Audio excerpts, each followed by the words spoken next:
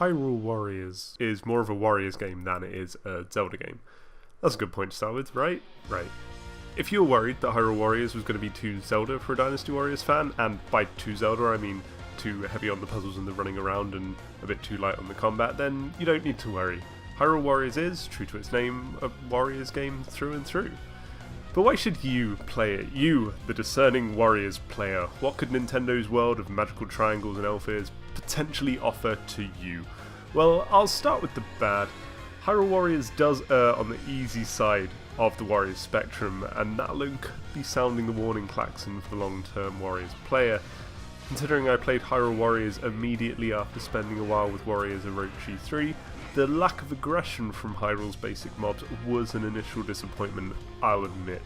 But, as you would expect, Hyrule Warriors can get hard when you're pushing yourself towards its bonus content, and when you're playing it properly.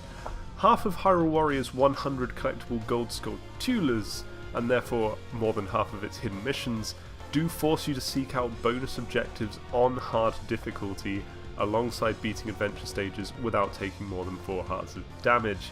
Safe to say you won't be spamming Ganondorf's Combo 5 and seeing everything that Hyrule Warriors has to offer.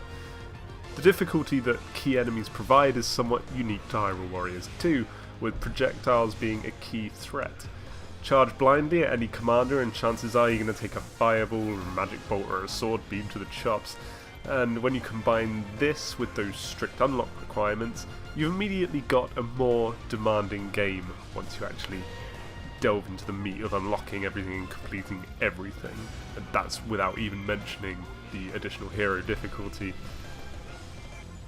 And when you're at its later stages, Hyrule Warriors has no fears about throwing 5, 6 or even more significant foes your way amidst the sea of moblins and Hyrulean soldiers.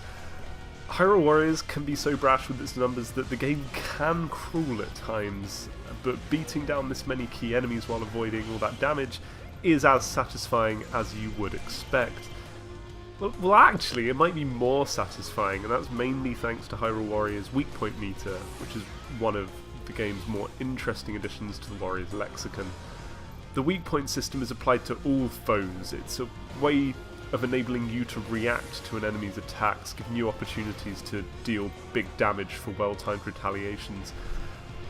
And by the way, the weak point meter, to look at it, it may look the same as Dynasty Warriors 8's Storm Rush mechanic, but it's not. Storm Rush rewarded you for using a weapon of an appropriate element against an enemy, whereas Hyrule Warriors' system is applied across all enemies.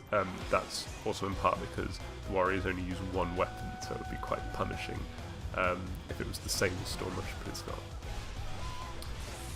But anyway, with the weak point meter, when you clear like a big group of key aggressors by prioritizing your attacks and dodging at exactly the right moment, you know those sorts of actions are exaggerated through the weak point meter, and seeing those attacks occur as part of the usual Warriors dialogue alongside your big crowd clearing Musou attacks and Hyrule Warriors' own rage mechanic, which is called Focus Spirit, it's a surprisingly natural addition to the systems. Hyrule Warriors' other main new thing are its bosses, and while they're not a unanimous success, they are interested in concept. Oh, by bosses I mean the big monsters that stomp around the battlefield. I guess they're similar in their appeal to Dynasty Warriors Gundam's larger enemies, in that they provide some nice battlefield spectacle and some real, David and Goliath, woo, yeah, as you beat them down. The thing is, Hyrule's larger beasts are mechanically tied for better, or in this case for worse, to Hyrule Warriors' unique item system, in that they only open themselves up for damage after very specific tells. And but while they're not perfect, because they can slow down the pace of the game a little bit, but while they're not perfect, they certainly are an intriguing novelty whenever they pop up. But then again, the bosses are only a small part of the overall Hyrule Warriors experience, and when they're not, they're wasting your time, you'll be too busy enjoying Hyrule Warriors' little tweaks to the Warriors formula while you're using its, really, really satisfying selection of combatants. I mean, honestly, I find it hard to express just how much fun Hyrule Warriors character selection is, especially considering this is a first iteration Warriors title. Every character here is just immensely fun to play as. as you start to work out the little quirks. So why should you play Hyrule Warriors if you're a Warriors fan? For me, it's simply because Hyrule Warriors is a Warriors game, and it's a good one at that, with some interesting new concepts and some really good presentational flair to boot.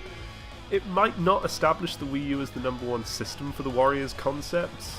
I mean, independent screen co-op aside, the gamepad use is surprisingly minimal, but it does establish Zelda as a compelling universe in which a Warriors classic could genuinely flourish.